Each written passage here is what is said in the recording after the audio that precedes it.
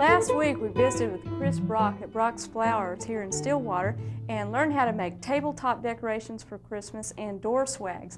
This week, what are we going to learn, Chris? We're going to learn wreath making. Oh, that's a real using basic. the supplies out of your yard. Just if you go out, you could even go out in the country and cut cedar, broomweed, anything out in the country. That's great.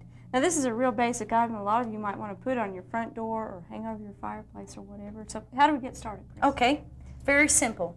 We've got, this is a wire wreath that Susan bought at a hobby shop here. The cost of it was about $3. Mm-hmm. What we're going to do first is we're going to get our plant materials ready.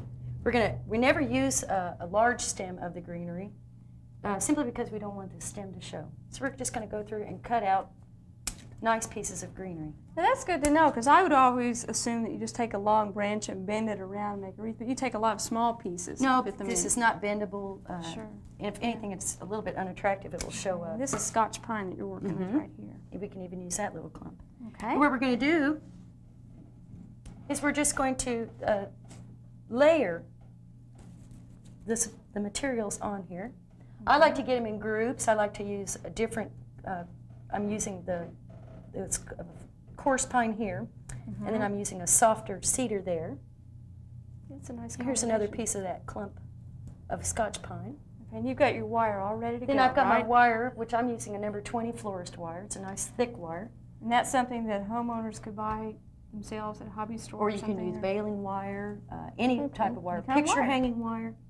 I'm going to take that wire in the back. I'm going to bring my other wire around and just twist that a few times.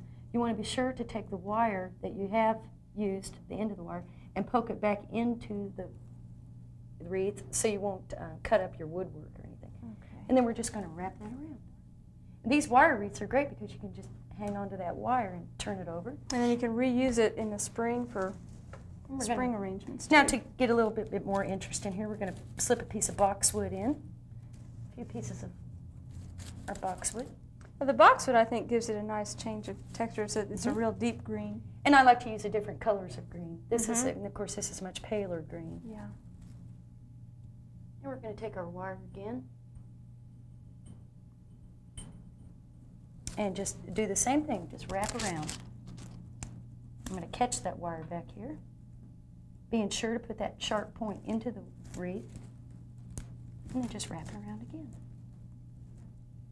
Now, if you do use a piece of baling wire, then you can continue wrapping. Just have your bale and just keep on going around like this. I've seen some wire that comes on a little spool, too. I guess that would be perfect. You could hold that in your hand as you go along.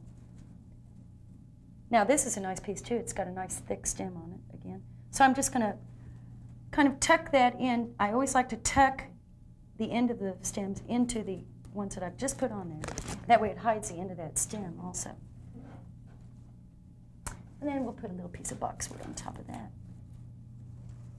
Make it look so easy. It is very, very simple. I think what I've spent about, this wreath took me about 10 minutes to get all the greenery around it. That's great. You'd probably spend more time out cutting the greenery to get more ready time, for it. Yes. And then your hands will turn a little bit black from the sap, but that does come off after a couple of washings. If you really wanted to avoid that, you could put cold cream on your hands first. Before you get started. Yeah. Okay, then to add a little bit of interest to the wreath, we're going to put on some holly also. A lot of the times you can use where I've already wrapped with the wire and just tuck that on in. Okay, great. And that gives you some color.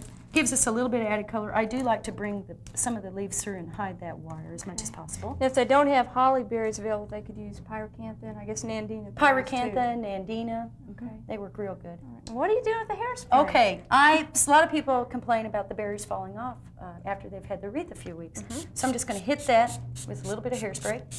It also makes the berries a little brighter. Also. Oh, yeah. You could use this even on some boxwood if you wanted to accent the boxwood. You can buy floral spray, but everybody's got hairspray on hand. So. Sure. Great. That's really nice. And that's basically all you do. Now, if you want to put pine cones on, I've taken a pine cone here. Regular little pine cone. Taken another one of my wires I always like to use a long piece of wire. Better to use a long piece. And I'm just going to go through that pine cone and pull it through. Give it a twist. And then just the same thing, just put it right on there. Then you might want to skip and have a piece of holly, and then another pine cone. I do like to have the pine cones going different directions. It makes the arrangement look what we call alive. Then it's not quite so uniform. It looks like something that's actually growing. That's what that's what I like to do. So you point them different directions and up and to the side. You wouldn't, want them all to be that way. You want them to look like they're actually part of a growing thing. That's great. And if a person's not handy at bow making, I guess they could buy a ready-made bow. They could buy a ready-made bow for probably $2 or $3. Okay. Or just wrap ribbon around it. Or we'll do a little variation of the one that I did, the centerpiece I did last week. And we'll just take this ribbon and drape it through it. These are great for people because most people do not know how to make bows, and most people do not enjoy making bows. I'm one of those. All thumbs. But this is easy, though. It's great. Just to give it a little added color. Yeah. If they want to make the wreath real thick, how do they do that? Okay. To make the wreath thicker, on the outside or on the inside, all you will do, just like I did before, you'll just come in on the inside. You can wire to that inner part. To the inner stem there. Okay. You can't actually take the piece of wire and go over the whole thing. That gives it a little bit more support. Yeah, that blends in so well. And you can just keep on going. That's great.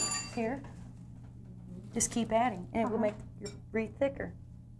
Oh, that's really nice. Now, another idea that you have, if you don't even want to spend any money even on the wreath, you could use a coat hanger. I've taken a coat hanger and just bent it. You already have your ready-made hook there. And I've done the same thing. I've just laid the materials down one by one, wired in them in little groups. And here I'll add some. And I think that must be the secret, just having all your materials ready ahead of time, and then cut in smaller pieces. Right. And then we can just take this and keep on going. Oh, that looks super. Well, the pine cones that you were using earlier fascinated me. Could a person make a whole wreath out of pine cones, and how would you go about that? Yes. One of my friends, Marty Neely, made this the other night. Oh, that's beautiful. This is a straw wreath, which are very inexpensive, anywhere from 70 cents to about $2. You can get those at hobby stores, I guess. Yeah. And all she has done is hot glued pine cones onto it. She told me that she just started going at it. Put the pine cones down first. She's also added acorns from her oak tree out in front, and she used some pecans. Oh, I like the pecans. That gives it an Oklahoma flavor. Then to give it a little pizzazz, we're going to use what is called glossy wood tone. You can get this from any florist or a hobby shop. Spray that on there, and it gives it a little bit more of a woody appearance. Really makes really makes the pecans look woody. Yeah. When you spray that on there. But it really gives depth to it too. Now, will that help keep it from getting too dry or brittle too? Is it any kind of preservative? It's just a color. Just a color tool. Shiner. I see. See, then you have this really gorgeous wreath. She also has strings lights through it too.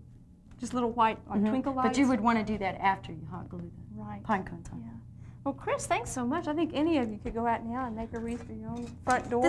Another quick idea too for a table centerpiece is just putting a candle through it. Hey, yeah, that looks great. Then you could even poke some of your greens, put some of your greens around like this to make a nice little table centerpiece. I've seen people put hurricane lamps in here too. That'd be pretty. That'd keep the flame from flickering too much. Yes, I always try to keep the greenery away from the candle. Good idea. Great. We've sure enjoyed this. I think you all could easily go out and take a coat hanger or buy a wireframe or a straw one and get busy making a wreath of your own. Thanks, Chris. Thank you.